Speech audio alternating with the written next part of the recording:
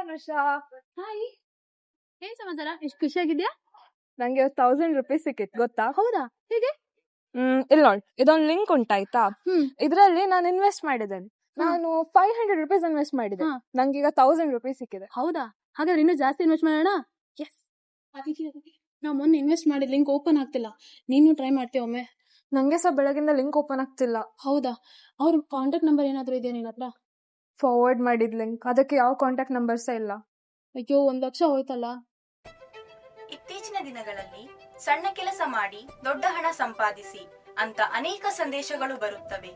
ಕೇಳೋಕೆ ಚೆನ್ನಾಗಿದೆ, ಆದರೂ ಅವುಗಳಲ್ಲಿ ಬಹುತೇಕ ಮೋಸದ ಬಲೆಯೇ ತುಂಬಿರುತ್ತದೆ. ಮೊದಲಿಗೆ ನಿಮ್ಮನ್ನು ಆಕರ್ಷಿಸಲು ನೀವು ಹೂಡಿಕೆ ಇಟ್ಟ ಅಲ್ಪ ಸ್ವಲ್ಪ ಲಾಭವನ್ನು ನಿಮಗೆ ನೀಡುತ್ತಾರೆ.